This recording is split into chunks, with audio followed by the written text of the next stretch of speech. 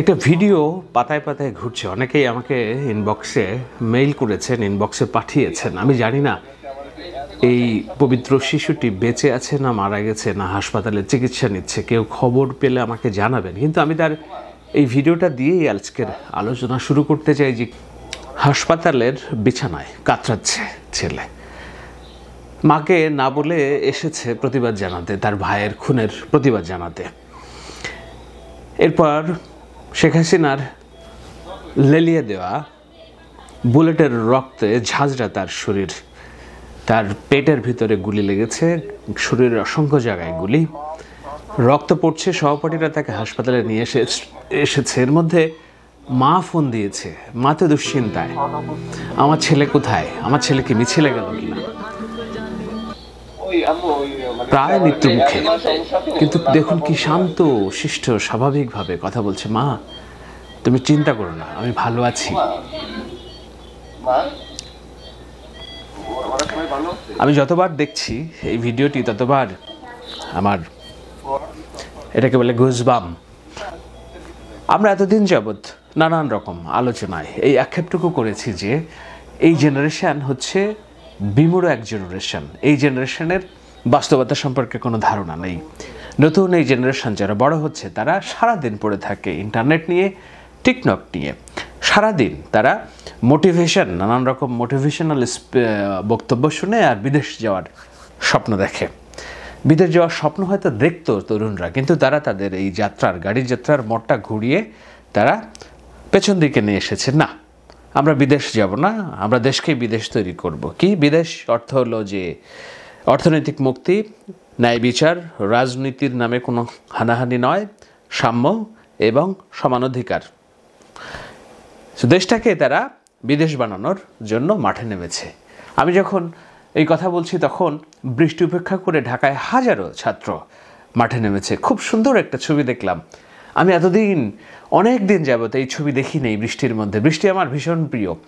সেই ছোটোবেলায় আমি চলে যাই বৃষ্টি দেখার জন্য, নস্টালজিক হয়ে যায়। বৃষ্টি আমার ভীষণ প্রিয়। সেই বৃষ্টির মধ্যে থেকে এই কিশোরী যে হাত উঁচু করে তার প্রতিবাদ রুজু রেখেছে, এই হচ্ছে নতুন প্রজন্ম। যেই প্রজন্মকে আমরা এতদিন আই হেট পলিটিক্স বলে গালি দিয়েছি। আমাদের ক্ষমা করো, আমাদের ক্ষমা করো, আমরা যারা তোমাদেরকে আই হেট পলিটিক্স বলে গালি দিয়েছি। কেননা তোমরা দেখিয়ে দিয়েছো যে কিভাবে কথা বলতে হয়, কিভাবে একতাবদ্ধ হতে হয়, কিভাবে এক ভাইয়ের রক্তের বদলা নেওয়ার জন্য, বিচার চাওয়ার জন্য আরেকজন যে রক্তের গুলির মুখে বুক পেতে দিতে হয়, সেটি আমরা বাংলাদেশের ইতিহাসের আগে দেখিনি, সত্যি দেখিনি। 52 থেকে যে শুরু হলো আমাদের স্বাধিকার, সেই স্বাধিকারের যাত্রা 1971, এরপরে অনেকগুলা এরশাদ বিরোধী আন্দোলন, এই গণতান্ত্রিক সরকার ব্যবস্থার ক্ষেত্রেও অনেক সময় নানান রকম আন্দোলন হয়েছে। 2007-এ আমরা আন্দোলন দেখেছি। কিন্তু এই যে আন্দোলন 2024-এর গণ অভ্যুত্থান, এটি ইতিহাসের সবচেয়ে মহিমান্বিত এবং সবচেয়ে অনন্য একটি উদাহরণ। সেই অনন্য উদাহরণের প্রত্যেকটা সৈন্য হচ্ছে এক একজন যোদ্ধা, এক একজন জেনারেল, এবং তাদের যে শক্তি, তাদের ভিতরে যে অদম্য শক্তি, সেটি অনেকের জন্য অনুকরণীয়। বিশেষ করে আমি কিছুটা এখনও বুড়া হয়নি, কিন্তু যারা বুড়া হয়ে গেছে তাদের জন্য অনুকরণীয়। যেমন ওয়াহিদুদ্দিন মাহমুদ, প্রখ্যাত অর্থনীতিবিদ, এতদিন যাবৎ কোনো কথা বলছিলেন না। তিনি গতকালকে তার কলমের খোঁচায় একটা স্কেচ এঁকেছেন। কি স্কেচ? সেই খুলনার মেয়েটি যে পুলিশের ট্রাকের সামনে দাঁড়িয়ে গিয়েছে যে না, আমার ভাইকে যদি তুমি না ছেড়ে দাও, আমার বুকের উপর দিয়ে ট্রাক চালিয়ে দাও।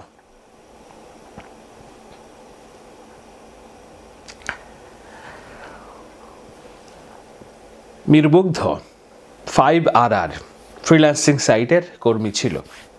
হাজার লক্ষ শিক্ষার্থী যখন রাস্তায়, সবার জন্য সে পানি নিয়ে বেড়াচ্ছে। পানি লাগবে? এই তোমাদের কারো পানি লাগবে? তোমরা ক্লান্ত হয়ে গেছো, পানি লাগবে? এই পানি লাগবে বলতে বলতে একটা সময় একটা গুলি তার মাথায় আঘাত হানে।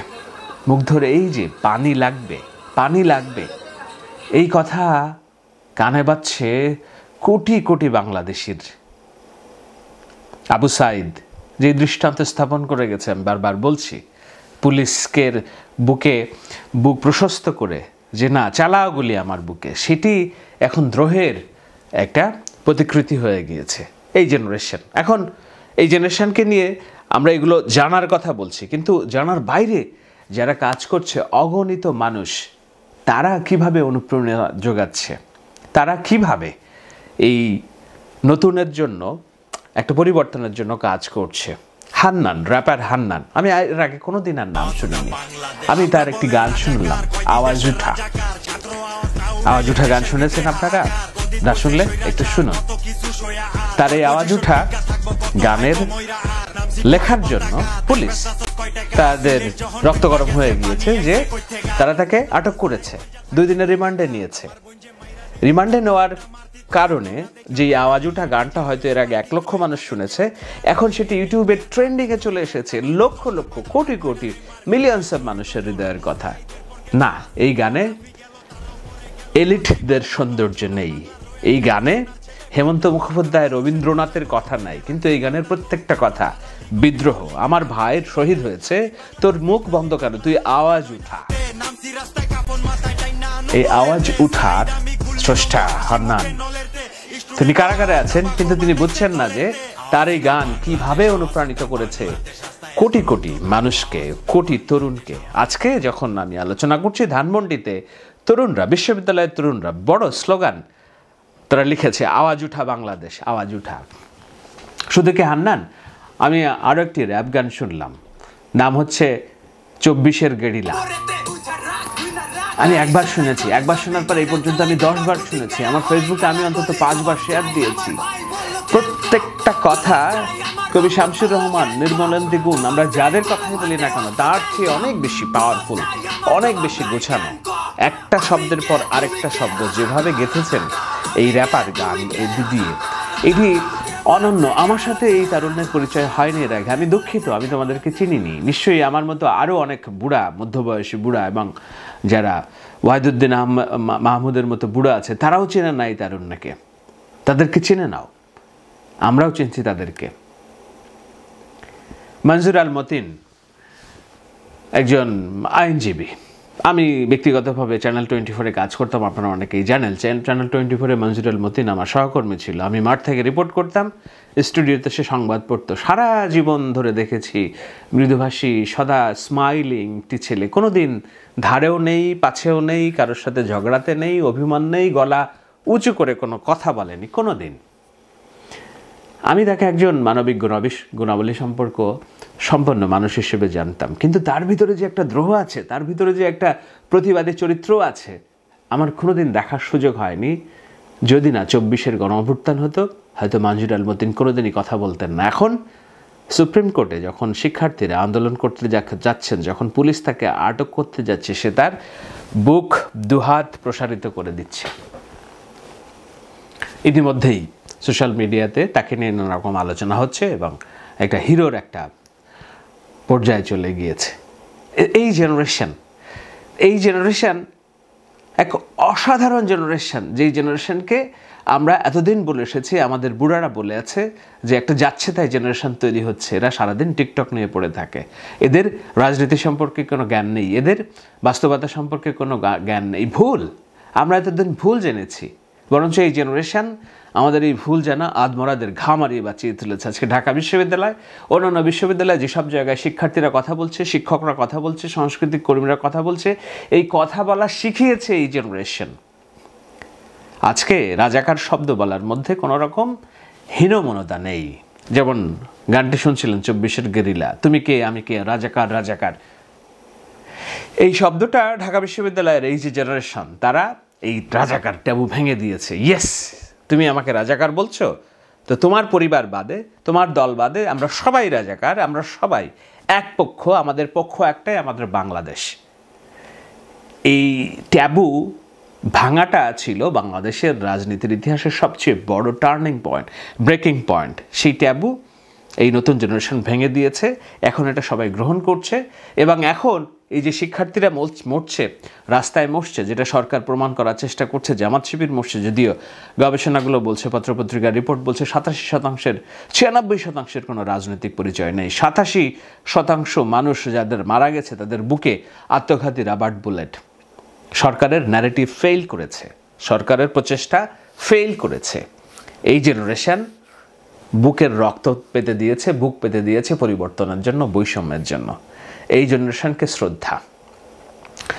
এই জেনারেশন আসছে বলেই আমরা এতদিন যাবৎ আমরা যে একটা ভুয়া এবং ফেক একটা বাবল কিছু চরিত্র ছিল আমাদের সমাজে, সেই চরিত্রগুলো নিয়ে আমরা এতদিন মাতামাতি করেছি। নির্বাচনের সময় আমি বলেছি ব্যারিস্টার সুমনকে নিয়ে আমার সাফল্য দুটি, একটা হলো ভক্তদের বোতাতোতা বানানো, আর 2 নম্বর হলো বোতাতোতাদের ভক্ত বানানো।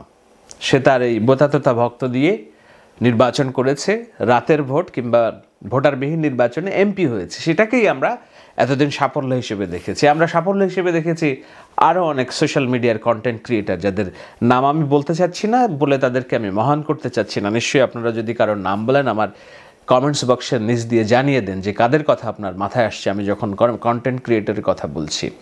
বিপরীতে সলমান মুক্তাদির, যে বাংলাদেশের ইউটিউবের শিষ্য কিংবা প্রথম দিকের কিংবা প্রথম একজন কন্টেন্ট ক্রিয়েটর হিসেবে আমরা বলি, সে বুকে সাহস নিয়ে বেরিয়ে গিয়েছে।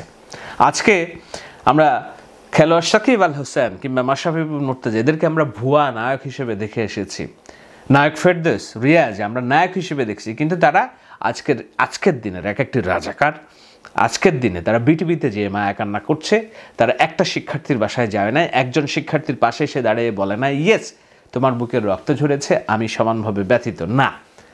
এরা এক একটা ভুয়া, এক একটা ফেক আইডল এতদিন ধরে শেখ হাসিনা আমাদের সামনে এস্টাবলিশড করার চেষ্টা করেছে। সলমান মুক্তাদির আজকে একটি পোস্ট শেয়ার করেছেন সাকিব আল হাসানের, আরেকজন ফেক আইডল। সাকিব আল হাসান বাংলাদেশের এই যে রক্তপাত, হাজার হাজার মানুষ গ্রেপ্তার, 260 জন মানুষের তাজা রক্ত গিয়েছে, একটি শব্দ করেননি। তার স্ত্রী একটি ফটো শেয়ার করেছেন যে টরন্টোর সাফারি পার্ক দেখছেন। সলমান মুক্তাদির বলছে খুব ভালো কথা, কোন প্রাণী? বোঝাতে চেয়েছেন যে সাকিব আল হাসান আর মানুষের পর্যায়ে নেই, তিনি একজন প্রাণী, হিংস্র বন্য প্রাণী। তো এই সংকটের মধ্যে দিয়ে আমরা যেমন হান্নান, আমরা যেমন এই যে 24-এর গেরিলার যে গায়ক, আমরা যেমন খুলনার যে মেয়েটি পুলিশের হাত আটকে দিয়েছে প্রীতম, আমরা যেমন ঢাকা বিশ্ববিদ্যালয়ের অগণিত ছাত্র শিক্ষার্থী, না বললে তাদের ওপর অনাচার হবে, 6 শিক্ষার্থী তারা মুক্তি পেয়েছে। আমি গতকালকের আলোচনায় বলেছিলাম তারা আদালতে ডিবি অফিসে অনশন করছে, সত্যি তারা 32 ঘন্টার অনশন করেছে। সরকার ভয় পেয়ে হোক আর শুভবুদ্ধির উদয় হয়ে হোক তাদেরকে ছেড়ে দিয়েছে। ছেড়ে দেওয়ার পর অন্য আমরা হলে কি করতাম, বুড়া হলে কি করতো? চুপচাপ ঘরে বসে থেকে তাদের উপর নির্যাতন কিংবা ভয়ে কুঁকড়ে যেত। আজকে তারা বিবৃতি দিয়েছে, না, ডিবি অফিসের বিবৃতি ছিল আমাদের উপর থেকে জোর করে আদায় করা, এই সংগ্রাম চলবে যতক্ষণ না পর্যন্ত আমাদের হত্যাকাণ্ডের বিচার হবে, এক শেষ মানুষটি পর্যন্ত আদালত থেকে মুক্তি পাবে, ততক্ষণ পর্যন্ত এই আন্দোলন চলবে। এবং তারা এটাও বলেছে আপনারা রাস্তায় নেমে আসুন, রক্তের উপর দিয়ে ছাত্ররা বেইমানি করবেন না, আপনাদেরকে আস্থা রাখতে হবে তাদের সেই ডাকে, কেননা এরা নতুন জেনারেশন, এক অদ্ভুত জেনারেশন। এই অদ্ভুত জেনারেশন বাংলাদেশকে বদলে দিবে। এই অদ্ভুত জেনারেশনের হাত দিয়ে তৈরি হবে নতুন দিনের রাজনীতি, নতুন দিনের সরকার, নতুন দিনের বাংলাদেশ, যেই বাংলাদেশে লক্ষ কোটি তরুণ বৈষম্যহীন, বৈষম্যমুক্ত একটি বাংলাদেশের স্বপ্ন দেখবে। আমি জানি কাজটা কঠিন, কিন্তু রবীন্দ্রনাথের একটা কথা আছে, সত্য যে কঠিন, কঠিনেরে ভালোবাসিলাম। এই প্রজন্ম জানে এই কাজটা কঠিন, কিন্তু কঠিনকে তারা ভালোবেসেছে, বন্দুকের গুলিকে ভালোবেসেছে, পুলিশের বিজিবির রাবার বুলেটকে ভালোবেসেছে, শেখ হাসিনার চাপিয়ে দেওয়া গণহত্যার ভয়ভীতি উপেক্ষা করে বলতে শিখেছে, মরতে যখন শিখেছি আমরা আরও মরবো, আমাদেরকে আর দাবায় রাখতে পারবে না।